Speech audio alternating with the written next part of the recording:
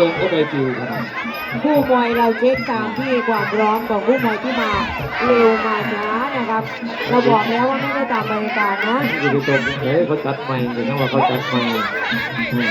จัดใหม่มาว่าแดงมาน้ำเงินมาระบุเป็นคู่ครับดูครับความพร้อมของนักมวยครับเอาความพร้อมของนักมวยจะให้โคตรสมบูรณ์เลยก็ถือคนนี้คนต้องเข้าใจอธิบายตลอดว่าเมื่อเราเข้าต้องเป็นแบบนี้อาจารย์เองแต่มันอันก็ถือได้คู่นั้นคู่นั้นอาจารย์มีตามบรรยากาศผู้ได้ชมหรอกค่ะทุกไม่ว่าท่านไม่ได้เข้าใจว่ายกของยกตอนนี้ยกที่หนึ่งครับหยุดช่วงดาวรุ่งต้นกล้าหน่วยโดยซอฟต์พาวเวอร์รุ่งเกียร์อะไรยกเลือกกันสองบอลน้ำจากละพันตัวน้อยครับต้นกล้าพันปีดีในอนาคต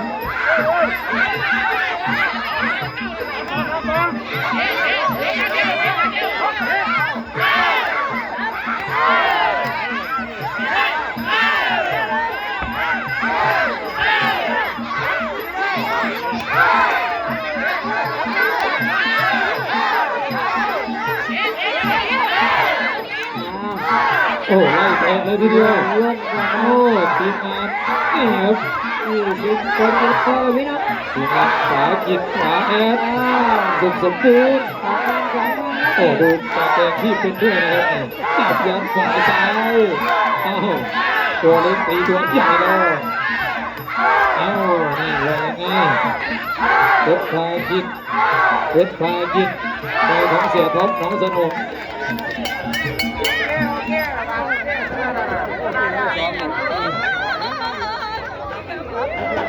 เราเรียนอุดมให้ใครไม่ใหญ่เลยให้ไม่ใหญ่แบบนี้คุณเด้อทั้งฝาเตี้ยคุณเด้อคุณฝาเตี้ยเสือนี่แง่นั่นก็ไปรับก็เสือไล่ๆเนี่ยเด้อดิมร้อนน่ะรับก็ฝาเตี้ยคุณเด้อแล้วก็จะไปรับผิดคนนะดิมร้อนดิมห้องถาม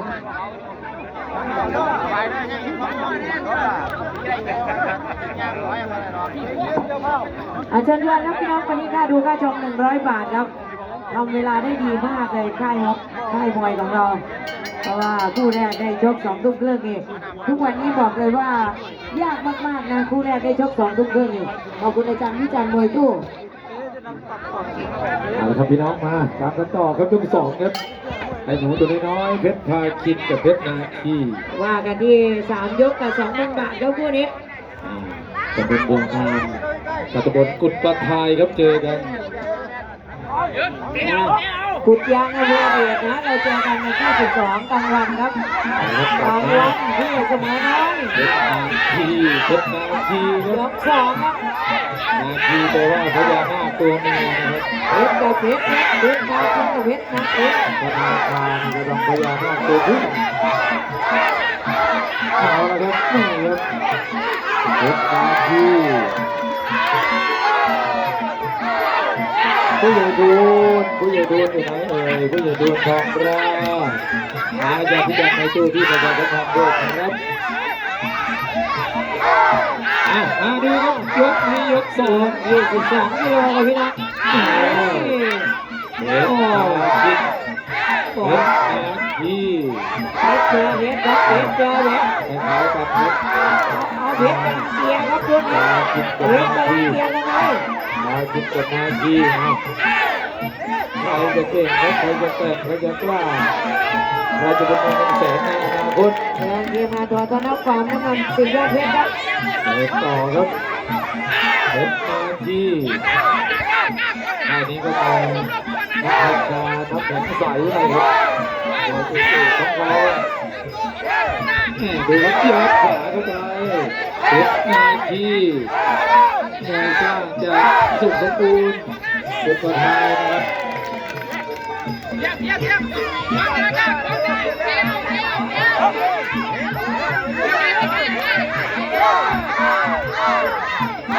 แข้งขวาโอ้โหแข้งนี้น่าเกลียดน่าชังกับจับขาโอ้โหลูกนี้พี่น้อง22 กิโลโอ้โหตัวด้วยขวาคืนนุชเพชรพาคินตัวจากน้องสนม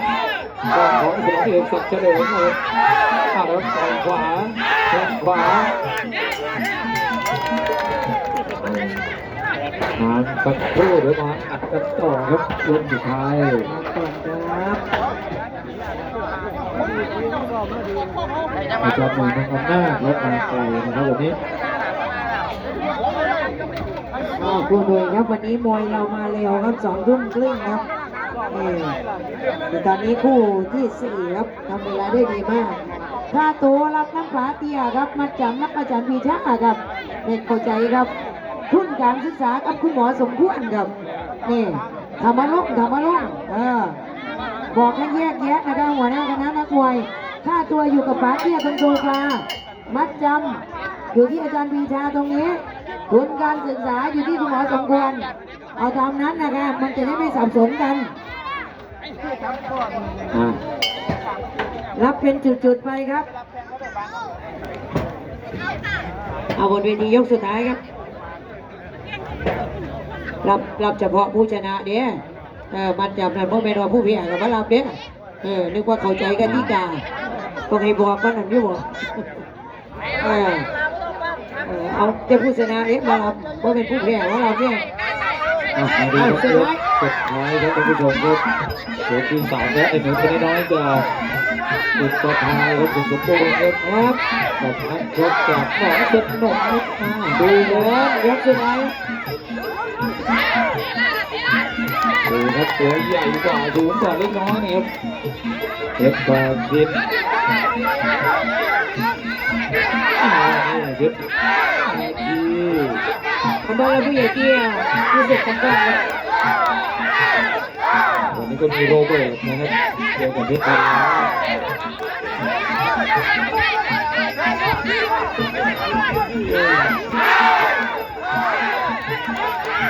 โอ้โห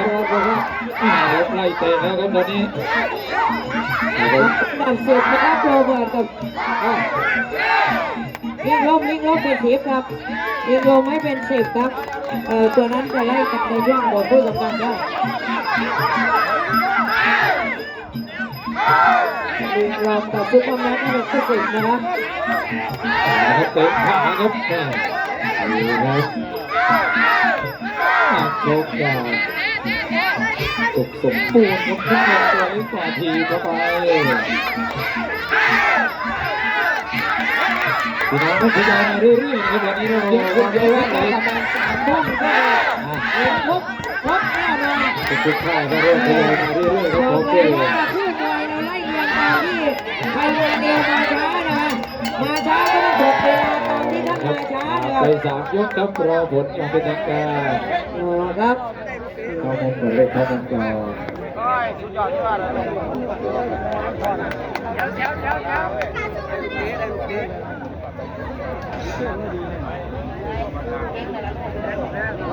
คำตอบสุดท้ายครับของคู่นี้ ไปที่สุขสมบูรณ์ครับนี่เพชรนาคีสิทธิยอดเพชร